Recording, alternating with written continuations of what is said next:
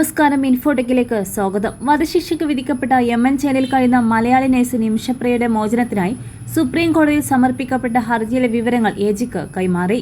Supreme കോടതിയുടെ നിർദ്ദേശപ്രകാരം ഹർജിക്കാരുടെ അഭിഭാഷകൻ കെ.ആർ. സുഭാഷ് ചന്ദ്രനാണ് അറ്റോർണി ജനറൽ ആർ. വെങ്കിട്ടരാമണിക്ക് വിശദാംശങ്ങൾ കൈമാറിയത്. സംഭവത്തിന്റെ ഗൗരവാവസ്ഥ അഭിഭാഷകൻ എജിയെ ധരിപ്പിക്കുകയും ചെയ്തു. കേന്ദ്ര വിദേശകാര്യ മന്ത്രാലയത്തെ എതിർകക്ഷിയാക്കി സേവ് നിമിഷപ്രിയ ആക്ഷൻ കൗൺസിൽ ആണ് സുപ്രീം കോടതിയെ സമീപിച്ചത്. വധശിക്ഷ നടപ്പാക്കുന്നത് തടയാൻ അടിയന്തര ഇടപെടൽ വേണമെന്നാണ് ആവശ്യം. ജൂലൈ 16 നിമിഷപ്രിയയുടെ വധശിക്ഷ നടപ്പാക്കാനാണ് സനയിലെ ജയിൽ അധികൃതർക്ക് പ്രോസിക്യൂട്ടറിൽ നിന്ന് ലഭിച്ച നിർദ്ദേശം.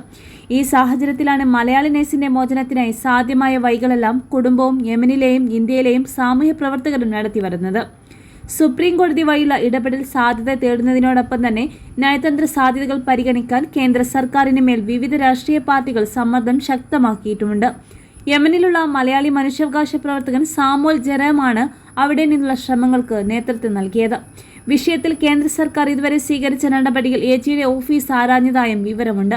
കേസ് തിങ്കളാഴ്ച വീണ്ടും സുപ്രീം കോടതിയുടെ പരിഗണനയിൽ വരുന്നുണ്ട്. നിമിഷപ്രിയയുടെ മോചനത്തിനായി ഇടപെടൽ ആവശ്യപ്പെട്ട് ഭർത്താവ് ടോമി തോമസ് ഗവർണർ രാജേന്ദ്ര അലർക്കറിനെ കണ്ടിരുന്നു. നിമിഷപ്രിയയുമായി കുടുംബം ഫോണിൽ ബന്ധപ്പെട്ടുവെന്നും പ്രതീക്ഷയോടെ കാത്തിരിക്കുകയാണെന്നും ടോമി വ്യക്തമാക്കി. അതേസമയം കൊല്ലപ്പെട്ട ദലാൽ അബ്ദുൽ മെഹദിയുടെ കുടുംബം ഇതുവരെ ദയാധനം ആവശ്യപ്പെട്ടിട്ടില്ല. മറിച്ചാണെങ്കിൽ $10 ലക്ഷം നൽകാൻ സാമൂഹ്യ പ്രവർത്തകർ ധാരണയിലെത്തിയിട്ടുണ്ട്. ഈ പണം കുടുംബം സ്വീകരിക്കാൻ തയ്യാറായാലേ കേസിൽ ഒത്തുതീർപ്പ് സാധ്യമാകൂ. കൂടാതെ ദലാൽ ഉൾപ്പെടുന്ന ഗോത്രം വധശിക്ഷ ഒഴിവാക്കാൻ അനുകൂല നിലപാട് എടുക്കേണ്ടത് പാലക്കാട് കൊല്ലങ്കോട്ടുകാരിയാണ് നിമിഷപ്രിയ.